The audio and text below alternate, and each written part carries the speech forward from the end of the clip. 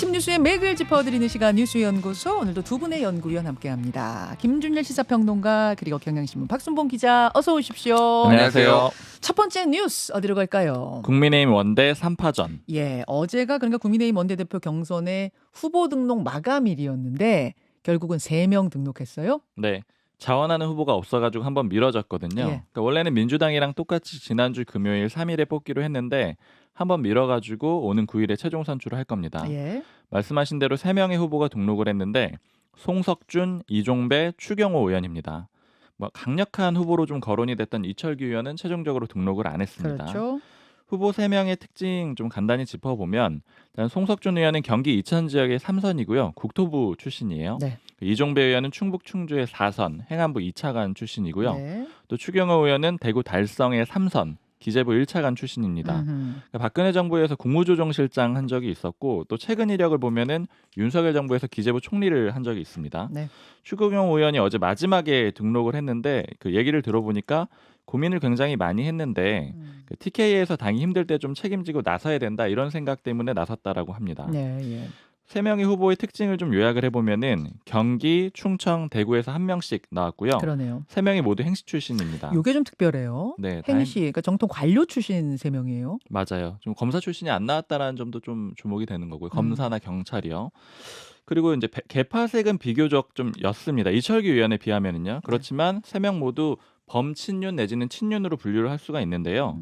그러니까 예전에 장제현 의원이 그 정권 초에 민들레 모임을 만들었었거든요. 네. 이게 친윤 공부 모임이었고 나중에 국민 공감으로 이름을 바꿨는데, 송석준 의원도 민들레 모임 초기 멤버고요. 또 이종배 의원도 국민 공감 소속이었습니다. 그렇죠. 뭐 추경호 의원은 당연히 기재부 총리를 했으니까 친윤 인사로 보는 게 맞을 거고요. 네. 이- 제일 이철규- 궁금한 건 네. 이제 이철규 의원이 나올 거란 이야기가 파다했고 뭐 그걸 놓고 갑론을박이 있었는데 결국은 불출마를 택한 결정적인 이유 뭐라고 보세요? 본인이 스스로 이렇게 얘기를 했어요. 원래 나올 생각이 없었다. 아, 당초부터 없었다 이렇게. 네. 그러니까 어제 페이스북에 후보 등록 끝나고 나서 글을 썼는데 표현 2문장만 읽어보면 될 것 같아요. 당초부터 이번 선거에 출마할 의사가 전혀 없었다. 완곡한 불출마 의사를 그간 계속 표명을 해왔다. 이렇게 얘기를 했습니다. 이게 무슨 얘기냐면은 지난주 목요일에도 한번 기자들이 쭉 물어보니까 이런 얘기를 해요. 저는 제 의지는 이미 진즉에 확고히 서 있다. 결심을 이미 했다. 이렇게 얘기를 했는데, 사실 당시에는 해석을 할 때 뭐 당내에 저도 물어보고 했는데 나오겠다는 얘기 아니냐. 그러니까 이미 결심을 했는데 최종적으로 나온다는 거 아니냐. 이런 해석들이 좀 많았는데 맞아요. 결과적으로는 이철규 의원이 불출마하는 게 자신의 결심이었다라고 다시 한번 설명을 한 겁니다. 그런데 이게 제가 이제 좀 얘기들을 들어보고 했을 때는 이철규 의원 설명하고 좀 다르게 보는 의원들이 꽤 많습니다. 그러니까 저는 궁금한 게 뭐냐면 애초부터 당초부터 나갈 생각이 전혀 없는 상황이었으면 여러 가지 갑론을박이 나오고 기사들이 엄청나게 쏟아질 때 왜 탁 잘라서 불출마라고 안 하셨을까 이거거든요. 그러니까 본인 설명은 이 경선에 영향을 줄까봐 그랬다라고 하는 건데, 그런데 이제 전체적으로 제가 취재해보고 얘기를 들어봤을 때는 처음에는 이철규 의원이 생각이 있었던 게 좀 맞았던 것 같아요. 그러니까 모 의원이 하는 얘기가 네. 당선자 총회 때 이제 잠깐 이제 보자고 해가지고 나갔더니 뭐 한참 어떤 얘기를 했대요. 근데 자기가 느끼기에는 그 얘기는 나 원내대표 출마를 하겠다, 그런 취지로 느꼈다라는 겁니다. 그러니까 정확하게 그 표현을 딱 쓰진 않았지만 그런 식으로 이제 주변의 의원들한테 얘기를 했기 때문에 주변 의원들은 그런 생각들을 좀 받아들였고, 그래서 이제 이철규 출마론 이런 것들이 쭉 나왔던 그러면서 거죠. 이제 기자들 쏟아진 거고. 맞아요. 그랬는데 이제 결과적으로 안 나왔잖아요. 네. 그래서 이제 여기에 대한 어제 평가는 국민의힘의 뭐 관계자들한테 쭉 물어봤는데 좀 그 표현은 정확하게는 다른데 대부분 비슷한 거예요. 그러니까 이런 표현들을 들었는데 쭉 나열해 보면 윤심이 작동을 못했다, 뭐 이렇게 평가하는 사람이 있고, 윤심이 작동을 못했다. 네, 그리고 윤심은 있으려다 못 있었다, 뭐 이렇게 평가하는 사람도 있고. 윤심이 이게 무슨 말이에요? 그러니까 결국 초기에는 예. 그 윤심이 있어서 이철규 의원이 나오려고 했었는데 거기에 대한 반발이 굉장히 강했잖아요. 예. 뭐 예를 들어서 시도지사들 김태흠 충남지사나 아니면 또 홍준표 대구시장, 뭐 배현진 의원 다 나서가지고 비판을 하기도 했고, 그러다 보니까 결과적으로 물러선 거 아니냐, 이제 이렇게 보는 게 당내 해석들입니다. 윤심이 이철규 의원을 밀어주려다가 결국 못 민 거 아니냐 그 얘기네요. 그렇죠. 그래서 이제 주목해봐야 되는 거는 누가 대세냐 이건데, 네. 지금 3명 중에서는 추경호 의원이 전반적으로 제가 얘기를 들어봤을 때는 가장 좀 강력해 보인다 이런 게 좀 일반적인 평가예요. 아, 그러니까 그래요? 물론 이 원내대표 경선에 대해서는 뭐 기자들 사이에서 예측하면 안 된다 이런 게 좀 격언인데 지금 분위기는 전반적으로는 좀 추경호 의원이 유리하다는 얘기들이 많습니다. 이게 근거도 좀 있는 게 일단은 TK 대구 출신이잖아요. 네. 그래서 지역구 당선인 90명 중에 영남권이 59명 그리고 TK만 치면 25명인데 지역적으로 좀 유리하다라는 거죠. 구성으로 봤을 때요. 그러네요. 그리고 특히 이제 영남권은 친윤계 목소리랑 대체로 좀 일치했기 때문에 누가 가장 친윤이냐 이렇게 하면은 추경호 의원이 좀 꼽힐 가능성이 좀 높다라는 겁니다. 음. 그리고 이제 친윤계 쪽에서 추경호로 정리를 한 게 아니냐 이런 해석들도 좀 있거든요. 어. 이게 왜 그런 얘기들이 좀 나오고 있냐면 어제 모 관계자가 설명을 하기로는 예. 이철규 의원을 생각을 했는데 이철규 의원을 하게 되면은 반발이 좀 컸잖아요. 근데 지금 원내대표의 되게 중요한 그 일 중에 하나가 당연히 이제 야당과의 협상도 있지만 당내 이탈을 막는 거거든요. 8표를 막아야 된다. 이게 일종의 미션이에요. 그러니까 최상병 특검법 거부권이 발동했을 때 재의결을 하게 될 거고 그때 어떻게 이탈표를 관리할 것이냐 그거잖아요. 맞아요. 또 거기에 더해서 장기적으로 보자면은 뭐 혹시 있을지 모를 뭐 대통령 탄핵에 대한 압박이라든가 이런 것들을 단일 대우로 유지를 하려면은 적어도 지금 108명이거든요. 이걸 다 숫자를 최대한 보전을 해야지 유지가 가능하다라는 거죠. 근데 뭐 관계자가 이렇게 얘기를 하는 거예요. 이철규 의원은 수도권 쪽에서 반발이 크니까 이탈표 8개를 막을 수 있을지 좀 자신이 없는 상태일 것 같다. 이렇게 네. 얘기를 하는 겁니다. 네. 그래서 상대적으로 개파색이 조금 옅은 추경호 의원을 내세운 게 아니냐 이런 해석도 있고요. 뭐 나머지 장점으로는 뭐 상임위원장 협상을 해본 적이 있었어요. 예전에 원내수석을 했었는데 지난 국회 때, 그러니까 이번 국회죠. 21대 국회에서 초기에 처음에 민주당이 18개 상임위원장 다 가져갔었거든요. 그렇죠. 근데 나중에 이제 되돌려 봤는데 그때 되돌려 받을 때 원내 수석을 했었습니다. 예. 그러니까 그 역할 하나 지금 왜냐하면 민주당이 이미 예고를 하고 있는 상태잖아요. 예. 그리고 또 민생 뭐 챙겨야 되니까 경제부총리 출신이 유리한 거 아니냐 이런 얘기들이 있고요. 다만 약점도 있습니다. 지금 TK 불가론이 있어요. 일단 기본적으로 원내대표가 다 대구에서 했어요. 주호영 의원, 그다음에 지금 하고 있는 사람은 윤재호 원내대표잖아요. 다 대구 출신이고 그다음에 수도권 원내대표가 나와야 되는 거 아니냐 이런 반발이 있기 때문에 TK 쪽에 오히려 역풍이 불지 않겠느냐 이런 얘기들도 있습니다. 예. 자, 잠시 후에 이 3명의 후보 가운데 1명 송석준 의원 만나보겠습니다. 그래서 돌아가면서 이 원내대표 후보들은 좀 만나보기로 하고 그나저나 한동훈 전 비대위원장이 5월 3일 그러니까 지난주 금요일에 당직자들하고 만찬한 거 이 뒷얘기도 무성해요. 네, 저녁 식사를 사무처 직원들하고 같이 했는데요. 이게 사무처 직원들은 그냥 실무자들이라고 보시면 되고 김영동 의원도 같이 왔습니다. 비대위원장 비서실장 했었죠. 뭐 경호팀 해가지고 사실상 20여 가장 명, 측근. 네, 20여 명 왔는데 이 저녁 식사 자리가 좀 주목을 받는 거는 이제 내용은 사실은 많이 공개된 내용들이 없어요. 별로 그 현안에 관한 정치 얘기에 대해서는 별로 없었다라고 하거든요. 그런데 주목되는 거는 윤석열 대통령이 총선 직후에 점심 같이 하자 이렇게 제안했는데 거절을 했었잖아요. 네. 몸이 안 좋아서 못 간다라고 했었었죠. 네. 그리고 그렇게 거절한 시점에 지난달 16일에 비대위원들하고는 저녁 식사를 또 같이 했고요. 그런데 또 이번에 사무처 직원들을 만났잖아요. 그렇죠. 결국 윤 대통령만 빼고 만난 게 아니냐 이런 것들 때문에 주목을 받고 있습니다. 예. 그리고 헤어지면서 자주 보자 뭐 이런 이야기를 했다는 거. 이걸 두고도 해석이 분분하던데요. 그렇죠. 결국 이제 정치를 계속 하겠다라는 건 사실 예고를 했었는데 더 구체적인 표현이 되는 거죠. 자, 국민의힘 상황 정리해 주셨어요. 김준일 평론가 어디에 주목하셨습니까? 예, 일단 아까 전에 그 세 분, 그러니까 원내대표 후보 세 분이 다 행시 출신이다. 네. 그러니까 우리가 좀 까먹고 있었던 거는 원래 이제 보수 정당은 관료의 정당이었거든요. 관료들이 굉장히 많이 들어가는, 그러니까 민주당은 운동권이 좀 많이 들어가는 건데 이분들이 약간 뭐라고 해야 될까요? 약간 샤이한 측면이 있어요. 관료분들이 정치적으로 샤이한 측면이 있는데 지금은 어쨌든 그동안 좀 목소리를 세게 냈던 분들의 약간 공백 상태?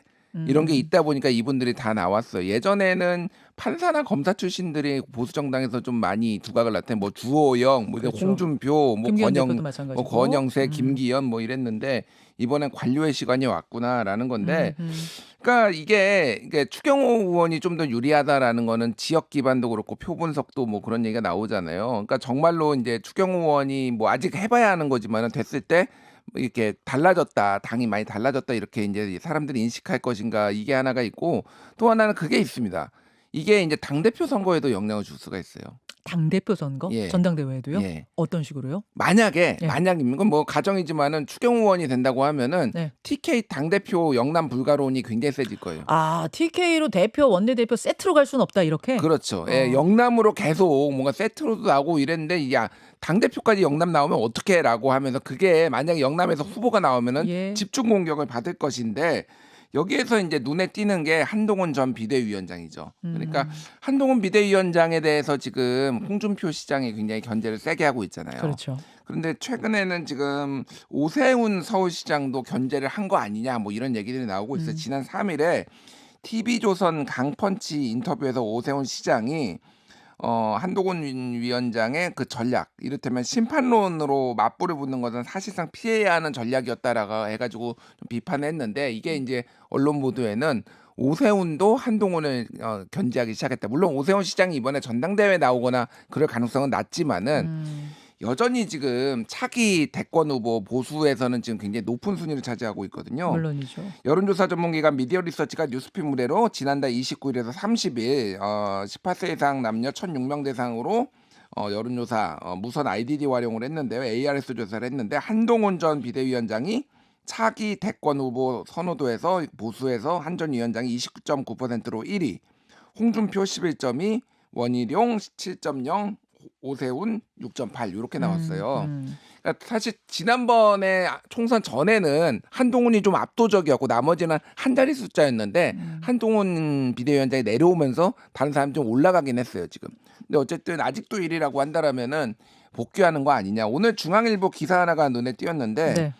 제목이 이겁니다. 포스트 한동훈 뽑는 여당 전대에 한동훈 등판 시나리오 셋. 뭐 그래서 이유를 이제 세 가지를 얘기를 했는데 짧게 말씀드리면 첫 번째.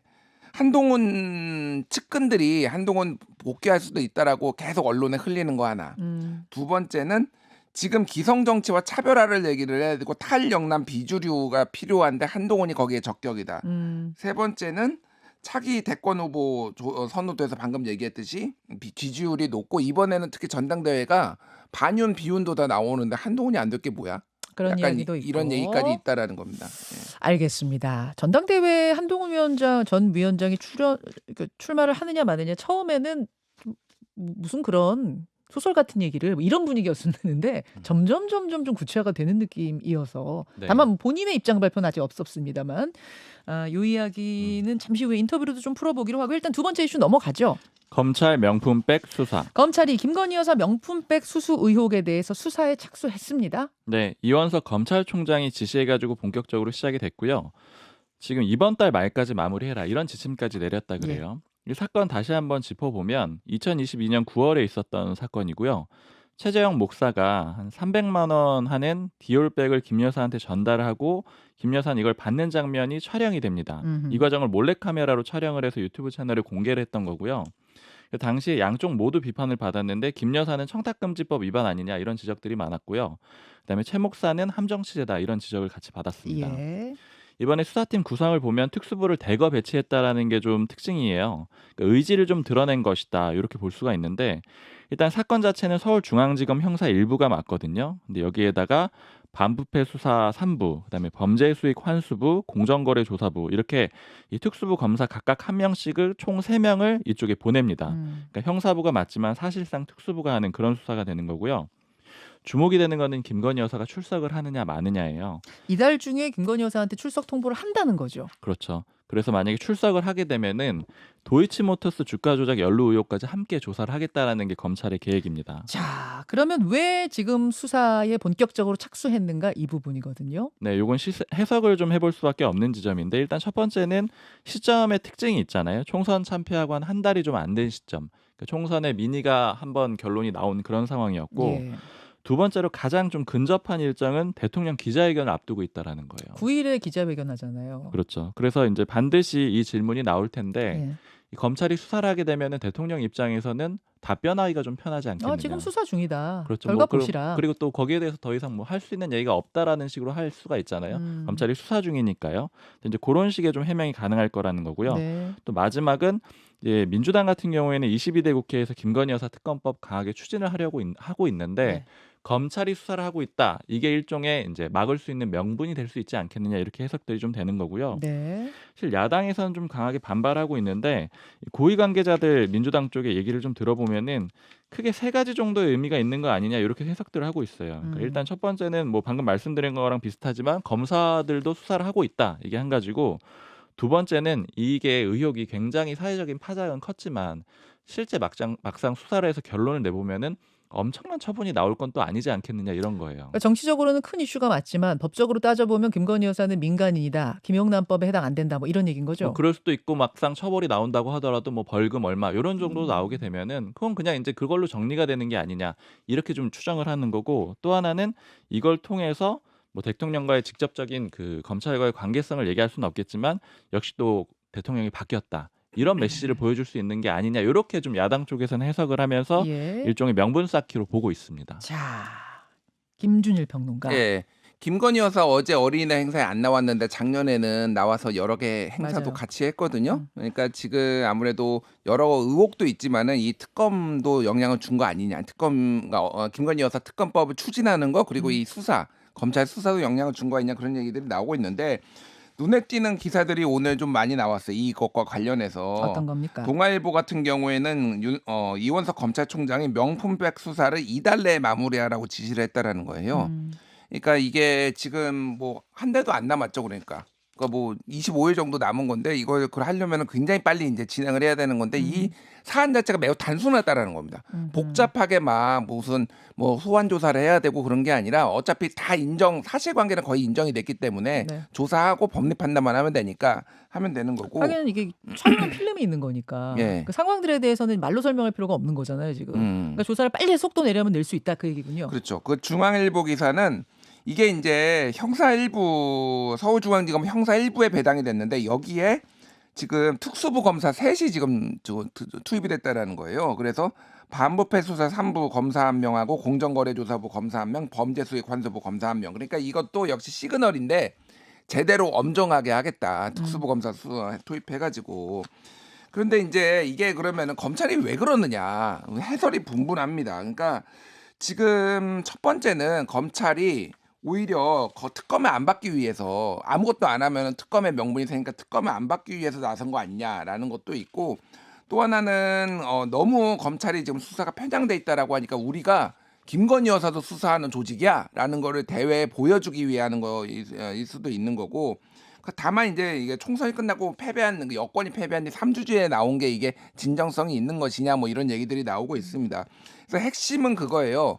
이게 직무 관련성이 있느냐 예. 받았을 때 그때 왜냐하면은 청탁금지법은 직무와 관련해 일정액을 넘는 금액의 선물이나 이런 걸 받는 게 문제인데 문제는 배우자는 처벌이 안 돼요. 조항이 없습니다. 그래서 이거를 신고를 했느냐 안 했느냐가 중요한데 신고는 그러니까 윤석열 대통령이 해야 되는 거거든요. 근데 신고를 하는 거는 소속 기관장한테 해야 되는데 기관장이 없어요 일단은. 그러니까 윤석열 대통령 아니면은 국민권익위원회 이제 해야 되는 건데. 그러니까 이게 처벌 조항이 굉장히 모호하고 무엇보다도 예. 형사소추가 대통령은 안 되기 때문에 여러 가지 이제 좀 난제들이 있는 거죠. 거기서 이게. 또 하나 궁금한 게 이 백이 대통령한테 준 거냐 여사한테 준 거냐 그러니까 영부인한테 준 거냐 이 부분은 어떻게 되는 거예요? 영부인한테 줬으면 영부인은 공직자가 아니잖아요. 그러니까 네. 그래서 원래 청탁금지법에는 무조건 배우자가 처벌받는 조항은 없습니다. 그러니까 그 공직자가 처벌을 받아야 되는 건데 예. 그러니까 지금 이거는 김건희 여사가 받을 가능성은 매우 낮다라는 게 법조계 중론이에요. 근데 그러면 대통령을 처벌할 수 있느냐?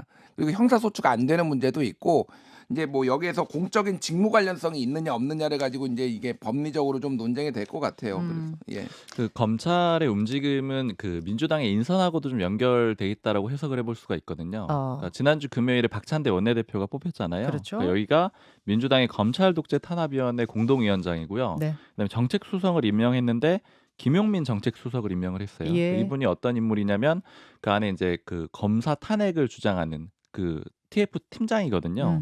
그리고 민영배 전략기획위원장도 임명이 진작에 됐었는데 윤석열 대통령 탄핵 얘기한 사람이고요. 그러니까 어쨌든 전반적으로 보면 검사 탄핵 얘기들이 굉장히 많이 나오는데 이 원내 지도부 구성 자체가 검사들 입장에서는 굉장히 좀 압박이 되는 그 검찰 조직 입장에 대해서는 압박이 되는 그런 구조고 좀 굉장히 단일대우잖아요. 그러니까 검찰에 대한 대대적인 공격이 있기 전에 또 이런 수사를 했다 이렇게로도 좀 해석을 해볼 수 있을 것 같아요. 알겠습니다. 마지막 뉴스 넘어가 보죠. 정부24 개인정보 유출. 정부24라고 하면 대한민국의 전자정부 서비스잖아요. 우리 네. 말하자면 거기 가서 주민등록 등본도 떼고 뭐 여러 가지들 민원 처리하고 하는 곳인데 여기서 무슨 일이 벌어진 거예요? 오발급이 됐는데요. 성적 졸업증명서 646건, 그다음에 법인용 납세증명서 587건, 그러니까 다 합치면 1,200건이 좀 넘는데 네. 지난달에 이게 오발급이 됐습니다. 오발급이 됐다는 얘기는? 구체적으로 이런 거예요. 예를 들어 제가 성적표를 뽑으려고 했는데 다른 사람 성적표가 나오는 겁니다. 근데 여기에는 주소, 이름, 주민등록번호 이런 것들이 다 찍혀서 나오는 거죠. 예. 그래서 다른 사람의 개인정보를 제가 갖게 되는 그런 꼴이 되는 거고요. 또 법인용 납세증명서 같은 경우에는 원래는 사업자 등록번호가 나와야 되는데 그거 대신에 이름하고 주민등록번호 이런 것들이 잘못 표출됐습니다. 아니 어쩌다가 이런 일이 벌어진 거라고 합니까? 일단 현재까지의 행안부 설명은 그 모두 다 그 개발자의 실수다. 프로그램 개발상의 잘못이다 이렇게 해명을 하고 있어요. 오류는 일단 해결이 됐다라고 하고 있는데 이 발급된 서류들은 바로 삭제 조치를 했고 그다음에 이제 당사자들 있잖아요. 자기 정보가 유출된 사람들이요. 예, 예. 이 사람들한테는 전화나 우편으로 사실을 알렸고 또 개인정보보호위원회에도 각각 신고를 했다라고 하는데 일단 아까 말씀드린 그 개발상의 실수 이 부분은 향후에 아마 국회에서 좀 따져보게 될 가능성이 높아요. 야당에서 좀 압박을 할 가능성이 좀 높고요. 프로그램 개발자의 실수라고 하면 그럼 이 프로그램은 최근에 만들어진 거예요? 이건 한번 최근에 개편을 했을 거예요. 왜냐하면 이제 여러 번의 오류가 있었거든요. 예, 대표적으로 지난해 11월에도 이게 먹통 사태가 있어가지고 저희도 많이 소식 전하고 그랬었잖아요. 그러니까 많이 고치고 다듬고하는 과정들이 있었었는데 아마 그런 과정에서 좀 문제가 생기지 않았겠느냐 이렇게 좀 추정은 해볼 수 있을 것 같아요. 자 여기까지 뉴스연구소 두 분 고맙습니다. 감사합니다.